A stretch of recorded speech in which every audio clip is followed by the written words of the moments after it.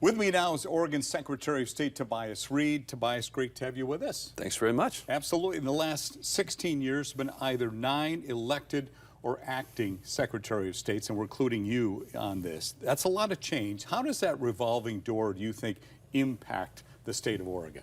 Well, I think we have to have stability in an office that is as important as the Secretary of State's office. Our responsibilities include elections, include audits, archives, and corporations. And so what I'm really trying to do is bring integrity, accountability, and competence to this office. These are kind of easy buzzwords, so I should explain them a little bit. Integrity is consistency. You know, be treated the same no matter who you are or why you show up in the Secretary of State's office. Accountability is about honesty. We're humans. We're going to make mistakes, but we want to be honest about that, lean into those mistakes, learn from them, and try to avoid repeating them. And competence is really about execution. The best policy in the world is not going to mean very much, and sadly we see a lot of examples of that if it's not carried out well. So really leaning into our core responsibilities, and I am committed to bringing a sense of stability and professionalism to an office that I think really is central for Oregonians. You've been in office for 6 months now. What's been your biggest priority since taking over as Secretary of State? It's earning the trust of Oregonians and really understanding the nature of our core responsibilities. You know, just last week, the first election occurred in Oregon where we had some responsibility. So making sure that those core responsibilities are carried out well.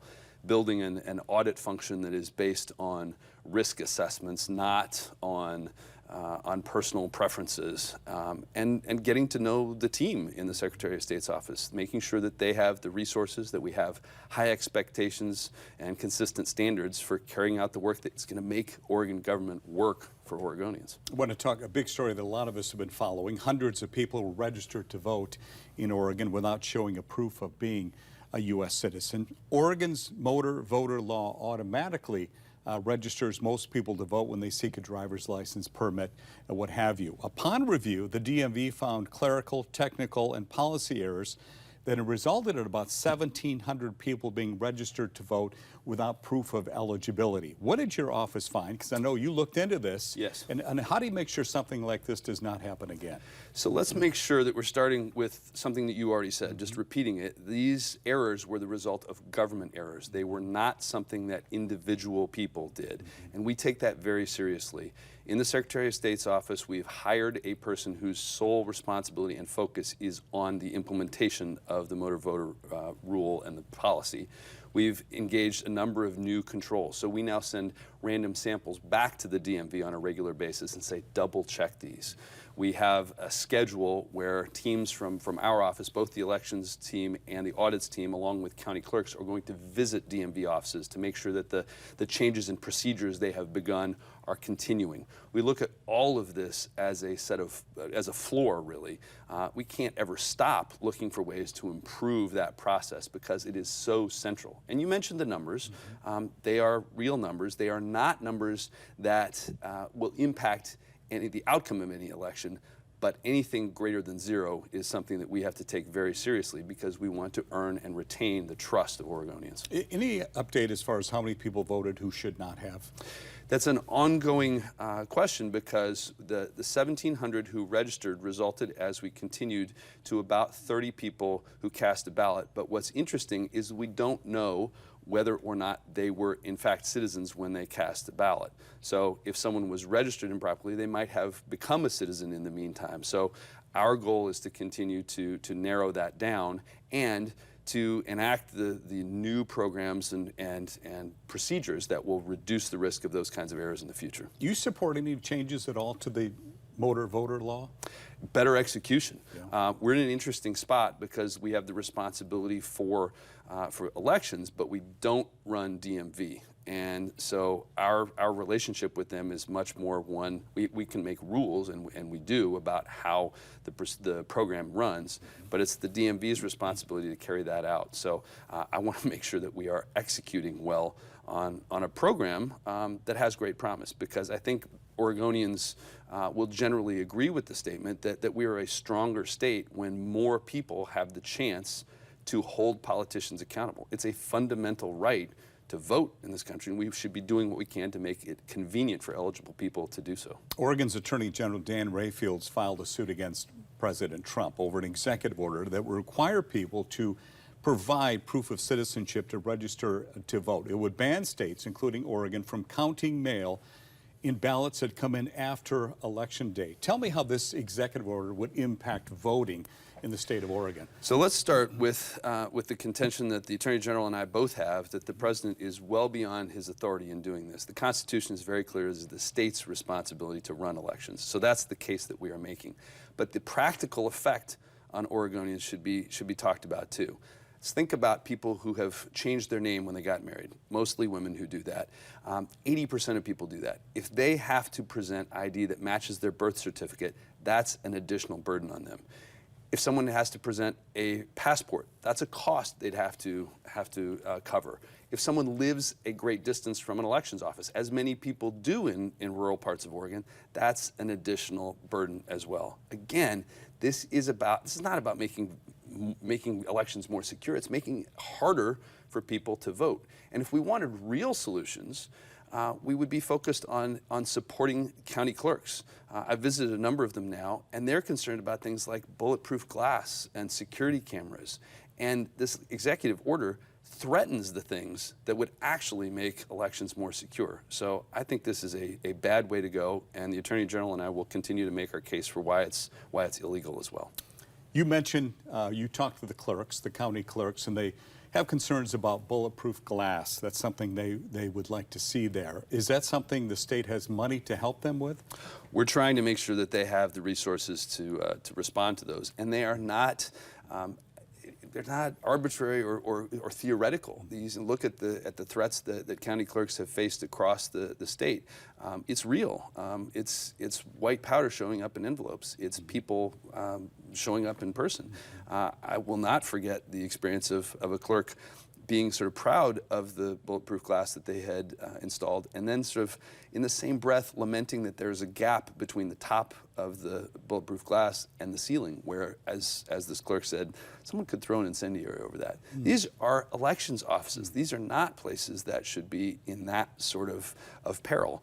But we ask a lot as a state of county elections offices to carry these out, and we should be investing more in making sure that they have the resources to deal with things. It's technology, it's physical space. Some county clerks have purpose-built offices. Some are crammed in the corner of an old courthouse with single-pane windows on the ground floor. All these things are things that we need to take seriously. Is it tougher to get election workers these days because of this? Absolutely, and your question suggests you may have seen the study that Reed College and Paul Gronke and others did that indicates how many people are, for very understandable reasons, stepping back from that. There are clerks that have been doing it for a long time who are retiring. There are clerks who have said, enough of this. I don't need this sort of threat and vulnerability. These are heroes who are doing this very fundamental work of representative democracy, and we should make sure they have the support they need. We should be grateful to them. Next time you see your county clerk, thank them. What's the biggest threat to election security in this state, do you think? I think the biggest opportunity for us is to make sure that more people are voting. We lead the country in a lot of ways in voter turnout, and we should be proud of that in the way that we do it. But in the last general election, we were at about 75%, which means that 25% of people are not choosing to vote. The special district election that just occurred last week was about 20%. And that's understandable in the sense that it's a little lower profile election. We're not voting for president or Congress, but we are voting for people who are going to govern public schools and decide how potholes are filled and how fires are fought. They're the things that are going to determine how tax money is spent. So we have opportunities, I think, to make it more convenient for people to vote, to earn the trust of people. And as long as we're not at 100%, I'm going to be a cheerleader for that. I think a lot of people do see it. They don't recognize names on the ballots, and it's not president and so on. So they school board. Right. They leave it alone. Right. So we're seeing that in the numbers for sure.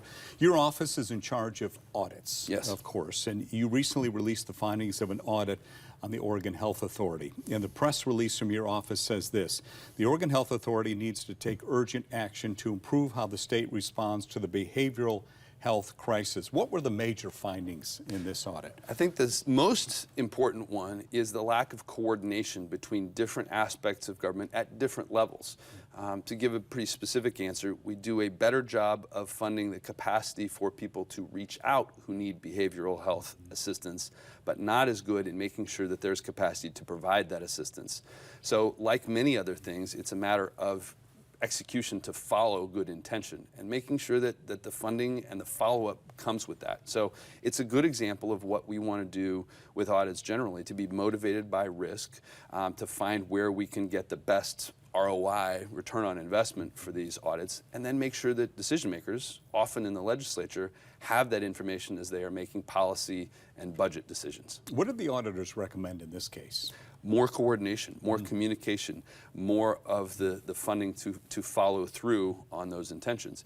Again, it's not worth that much if there is you know as a person, I know the number to call, but there's no one there to answer it. So it's seeing through the entire process and making sure that there is capacity to not only receive input or inquiry, but to follow through and provide service. Do you guys follow up then? Yeah. And make sure that these recommendations are being followed and so Well, on? we don't have the authority to direct the health authority, but we can certainly, and we do and will, make sure that legislators and the executive branch know about these findings and continue to ask questions and say, what have you done about this?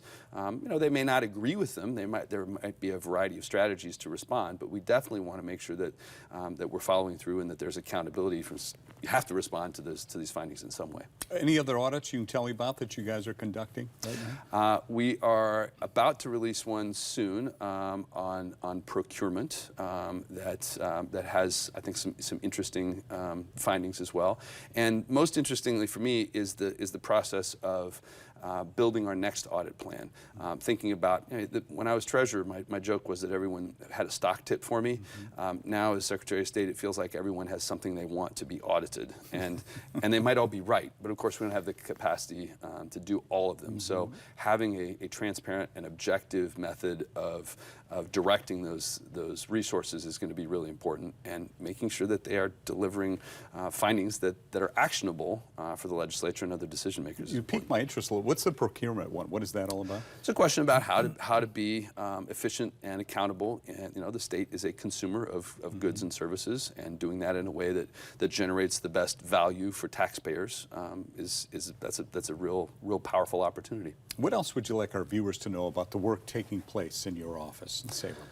Well, I think one thing I would be interested in making sure people know, it's a very practical news you can use sort of item. If you interact with the DMV and you're asked to give a signature, make sure it is a good signature.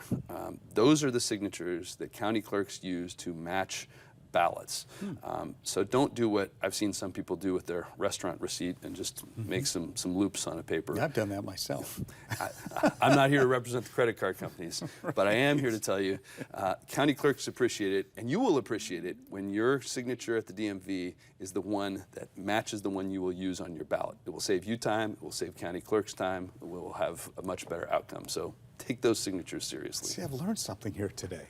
Glad to Hey, help. great uniform. I'm glad you wore it today. I don't know if you folks noticed, but we're coordinated. We're coordinated. Yes. Oregon Secretary of State Tobias Reed, thank you for your time this morning. We appreciate it very much. Thank you.